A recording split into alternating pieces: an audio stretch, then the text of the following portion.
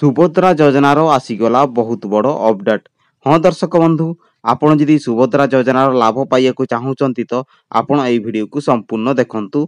सुभद्रा योजनार कौन अपडेट हेची, एही अपडेट आधार रे आपणकर कौन लाभ हेबो, केउ माननकू मिलिबो लाभ, केमिति मिलिबो लाभ, सेही विषय रे आपण फुल डिटेल्स एई वीडियो रे जानि पारिबे। वीडियो को देखुतले वीडियो को टे लाइक करंतु एवं नुआ करी चैनल को आसले चैनल को सब्सक्राइब करंतु एवं आपनको सांग साथी पाकू एई वीडियो को शेयर करंतु। जेबे ठारू सुभद्रा योजना को सरकारक तरफरु घोषणा करा जायछि सेबे ठारू ही विभिन्न प्रकार रो अपडेट आसुची। आसुंतु जानिबा वर्तमान रो अपडेट कोन आसीची, एही अपडेट द्वारा केउ माननकू मिलिबो लाभ, केमिति मिलिबो लाभ, सेही विषय रे फुल डिटेल्स आलोचना करिबा। वीडियो को आपनको शेष पर्यंत देखिबाकू हेबो। एही योजनार लाभ सुभद्रा महिला माननकू ही मिलिबो। आपणकर बयस जदि 21 वर्ष रु अधिक तो आपण एही योजना रे संपूर्ण लाभ पाई परिबे। आसुंतु जानिबा कोन अपडेट हेछि सुभद्रा योजनार, सेही विषय रे जानिबा।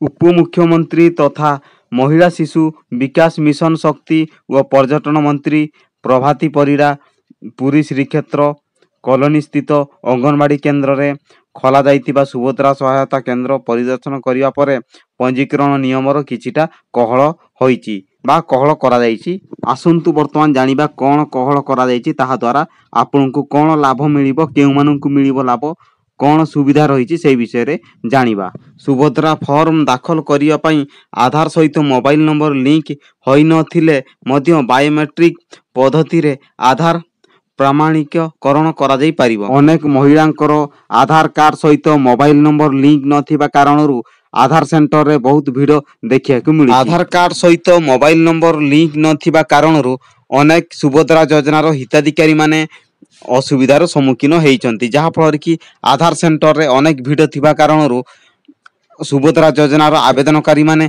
सुभद्रा योजनार लाभ पाइबे कि नहीं ता नहीं बहुत किछि प्रश्न उठुतिला। किंतु उप मुख्यमंत्री वर्तमान याकू कहळ करिजंती, आपणको आधार कार्ड रे मोबाइल नंबर लिंक नथिले सुदा आपण सुभद्रा योजनार फॉर्म को दाखल करि परिबे बहुत सहज रे। जदि कुहा जीवो तो एणु बिना मोबाइल नंबर लिंक रे मध्य आवेदन फॉर्म पूरण ओ पंजीकरण करा जाई पारिबो। कौनसी हिताधिकारी जेपरि एही योजनारू बाद न पड़ती सेति प्रति सजाग रहिबाकू उप मुख्यमंत्री निर्देश देइथिले।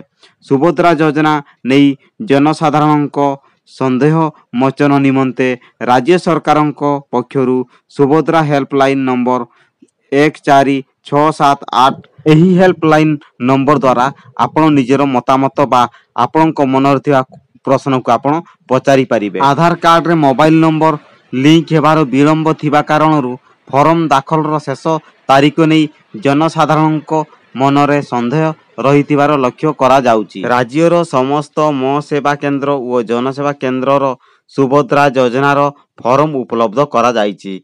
पंजीकरणर कौनसी शेष तारीख निर्धारित होई नथिबारु आवेदनकारी माने व्यस्त विव्रत न हेबाकू उप मुख्यमंत्री परामर्श देइचंती। चलित मास 17 तारीख दिन सुभद्रा योजनार शुभारंभ कार्यक्रम स्थिर कृत होईची।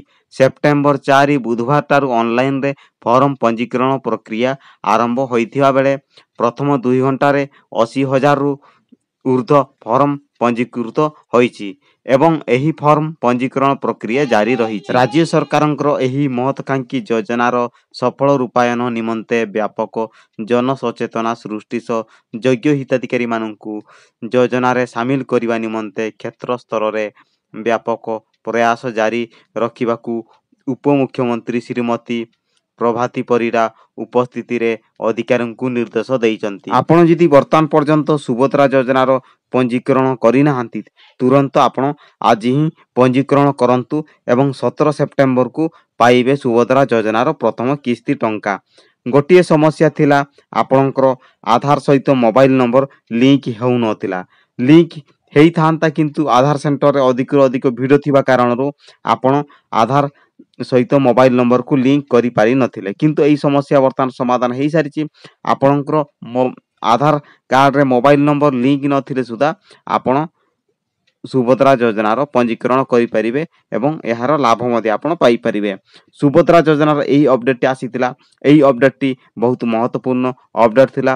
ଏହି ଅପଡେଟଟି ଆପଣଙ୍କୁ କେମିତି ଲାଗୁଛି ଆପଣଙ୍କର ମତାମତ କମେଣ୍ଟରେ ଦିଅନ୍ତୁ।